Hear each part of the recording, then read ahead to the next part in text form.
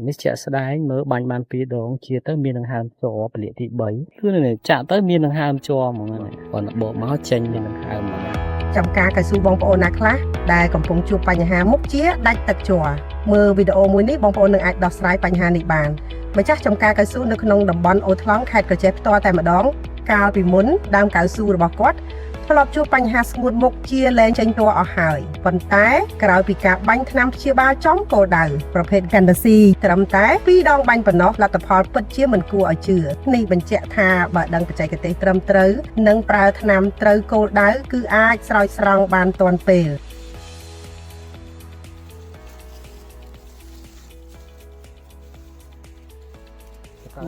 អត់ដល់លូកដល់ជំរឿ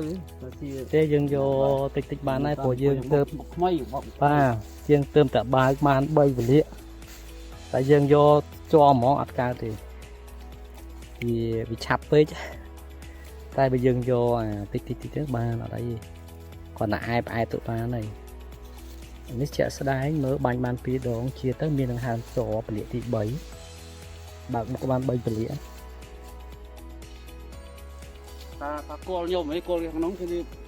ដៅបាននេះបានទុកថាជួសារគេបានសារប៉ុន្តែយើងមកក្រោយគេអញ្ចឹងយើងមកក្រោយគេហ្នឹងបានជួក្រោយគេដែរគឺនេះចាក់ទៅមានដង្ហើមជួហ្មងហ្នឹងភូមិអីគេបងអូខ្ញុំអត់ដែរដឹងភូមិថាភូមិមួយនេះ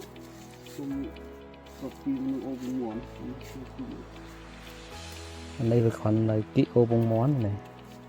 ជិតដល់អូបងមន់ទេ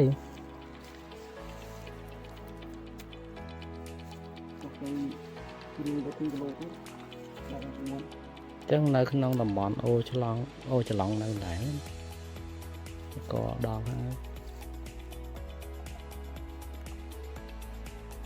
គាត់បកជួមុខមកចេញជួបាត់ហើយហ្នឹងបកជួមុខផងបាទ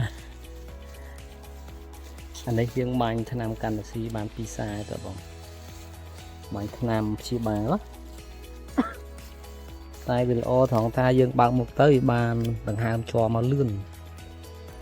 មិនថាមុខបើកថ្មីមុខចាស់ឯនេះគាត់បកមកចេញមានដង្ហើមមកហ្នឹងលៀងខ្លាំងដែរមើលនៅកាចេះឃើញឡើងដកទឹកដែរហ្នឹងបកមកពីខាងណាមកពីត្បូងឃ្មុំបង